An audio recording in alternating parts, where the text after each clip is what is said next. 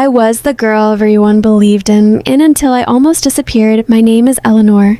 I'm 73 years old now, and every morning I sit by my window with a warm cup of chamomile tea, watching the sun climb slowly over the rooftops. The birds sing softly outside, and I watch the world wake up around me. But inside my chest, something else wakes up too.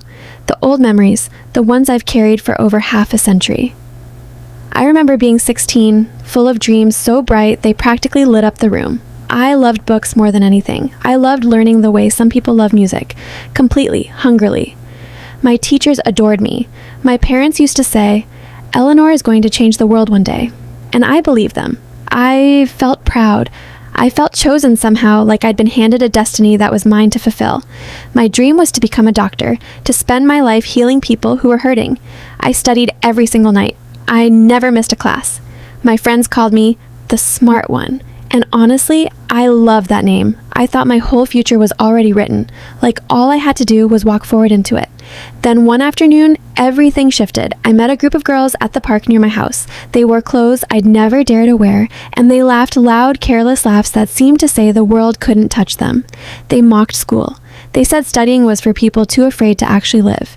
And something in me, some quiet, curious part, wanted to feel that free, even just for an afternoon. When they said, "Come hang out with us," I said no at first, but I changed my mind. I told myself it would just be once. It wasn't once. Once became a habit, and a habit became a slow unraveling. I started skipping class, ignoring my homework, letting my goals blur at the edges until I could barely remember what they'd look like. Those new girls weren't kind the way my old friends had been. They stayed out late. They experimented with things that scared me. I didn't like it, but I didn't leave either. I wanted to look strong, unshakable, like nothing could touch me. I kept telling myself I could stop anytime I wanted. That was a lie I told myself for a long time. My grades collapsed almost overnight. My teachers called my parents and said, "Eleanor isn't herself anymore." My mother cried quietly in the kitchen. My father just looked at me, and there was a kind of pain in his eyes I'd never seen before. Not anger, just heartbreak. I didn't say anything. I locked myself in my room, lost and completely confused about who I even was anymore. I started lying to everyone, including myself. I told people I was fine when I was falling apart. My dreams faded into something I couldn't even picture anymore. Old friends tried to reach me, and I pushed every single one of them away. I couldn't face the truth. I'd look in the mirror and not recognize the face staring back at me. I had become someone I didn't understand. Not the bright girl people used to believe in, just someone slipping further and further away with no idea how to stop it. Things got worse. I started using drugs. At first, it felt like escape, like relief. Then it became a habit. Then it became a cage. My body grew weak, and my mind grew darker than I ever thought possible. I forgot what it felt like to smile. Every day looked the same. Hide, lie, sink a little deeper. One night, I sat alone in my room while my parents slept down the hall. I felt hollow, completely empty. I kept thinking about everything I'd lost. My friends, my dreams, my sense of purpose. I stared into the darkness and thought, maybe this is just how it ends for me. I wanted to give up entirely. My heart ached in a way words can't really describe, and right as I stood by the window, thinking about ending everything, I heard a soft knock. It was my mother. She sat beside me and took my hand without saying a single word. Her tears fell silently, but she didn't yell at me, didn't lecture me. She just stayed. Her love was quiet, but it was strong enough to hold me together. I hadn't cried in months, but that night, everything I'd been holding inside came pouring out. That moment saved my life. A small spark lit up inside me.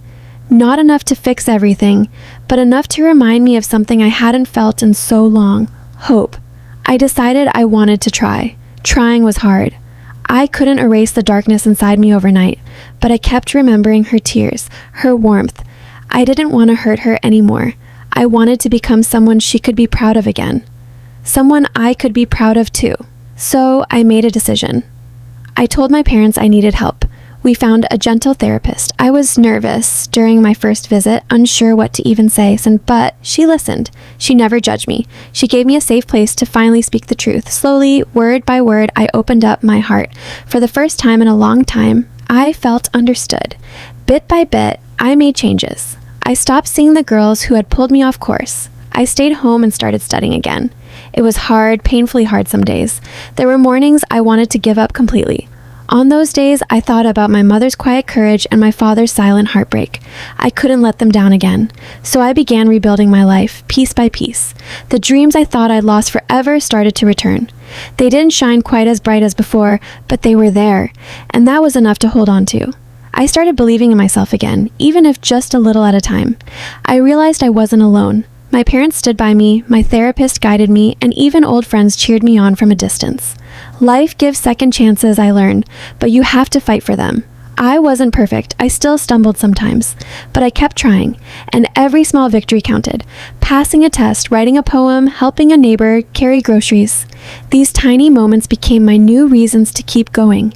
My life started meaning something again. The pain inside me never fully disappeared, but it stopped controlling me. My heart began to feel lighter.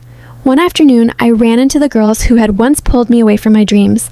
They hadn't changed at all. Their laughter was still sharp, their words still loud and careless. They asked where I'd been. I simply said, "I've been finding myself." They didn't understand, and that was okay.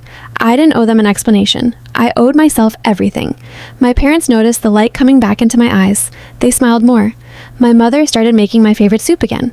My father began telling stories at dinner like he used to. We were healing together, slowly. I had come such a long way from the broken girl I once was. I had found my way back home to myself. Not every day was bright. Some mornings still felt heavy with regret. But I learned something important along the way. Life isn't a race. It's a journey.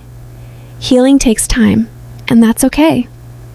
I started helping other kids at my school, talking gently to the ones who looked lost, listening without judgment. One girl reminded me so much of myself. She sat alone, staring at the ground. I started sitting with her, just like my mother once sat with me. Slowly, she began to open up too. I realized my pain had given me the power to help someone else find their way. That was a gift I never expected. Now, as I sit in this chair with silver hair and slower hands, I don't feel shame. I feel grateful. I lived through the storm. I came out with scars, yes, but also with strength I never knew I had. I once wanted to give up. Now, all I want to do is give back. Life is precious. Every tear, every smile, every quiet morning, it all matters. I still carry the dreams I once lost, but they look different now, softer, wiser. I wanted to share my story because maybe it reaches someone sitting in the dark right now. Maybe it helps them hold on just a little longer because I held on and I made it through.